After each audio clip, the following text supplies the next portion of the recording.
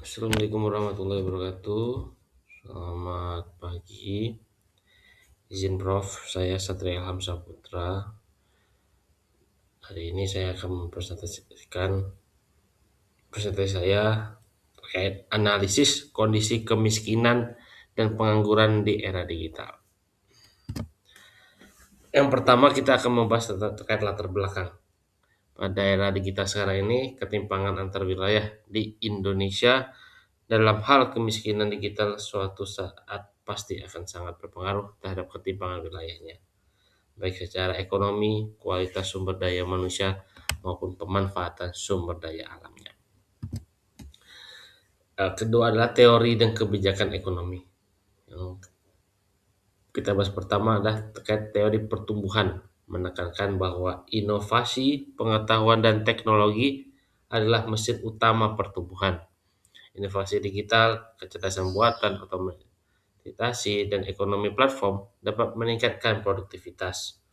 Yang kedua adalah teori ketidaksetaraan berbasis keterampilan, menyatakan bahwa kemajuan teknologi selalu meningkatkan permintaan akan pekerja yang berpendidikan tinggi dan melek digital.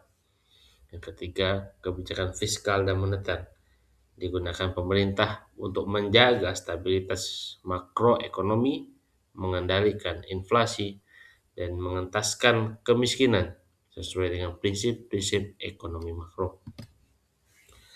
Nah, di sini kita akan melihat terkait data kemiskinan.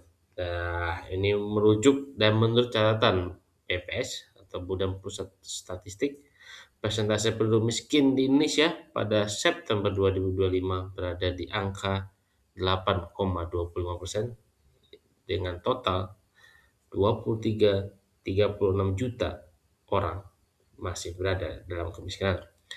Di wilayah perkotaan ini di breakdown ya, dari wilayah perkotaan, pedesaan. Wilayah perkotaan tingkat kemiskinan sebesar 6,60%, yang dengan total 11,18 juta. Dengan di wilayah pedesaan lebih besar di angka 10,72% atau sekitar 12,15 juta orang, dengan rata-rata garis kemiskinan tercatat sebesar 641.000 per kapita per bulan, yaitu adalah di mana orang berada di kemiskinan dengan rata-rata penghasilan sebesar 641.000. Nah, kita akan membahas terkait data pengguna internet.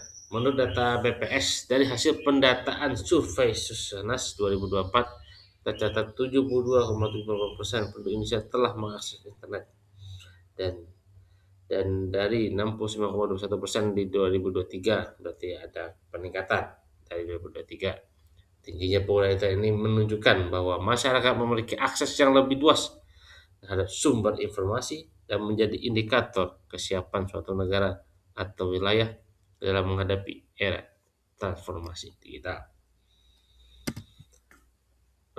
Dari pembahasan yang sebelumnya terkait teori-teori, di sini kita akan merujuk ke pembahasan. Yang pertama adalah di era otomasi, kecerdasan buatan atau AI, dan digitalisasi, struktur kebutuhan kerja telah merubah secara drastis.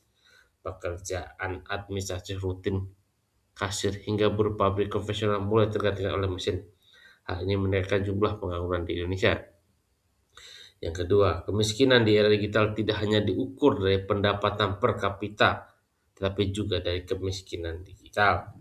Masyarakat miskin ekonomi seringkali terjebak dalam keterbatasan infrastruktur internet, ketidakmampuan membeli gadget, dan minimnya literasi digital.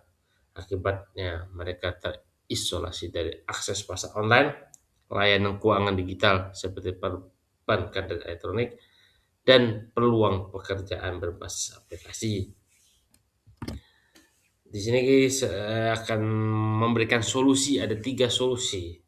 Yang pertama adalah pendidikan dan pelatihan vokasi, yaitu mengintegrasikan keterampilan digital ke dalam kurikulum dan memperbanyak pelatihan coding, pemasaran digital, dan analisis data bagi angkatan atau pekerja muda.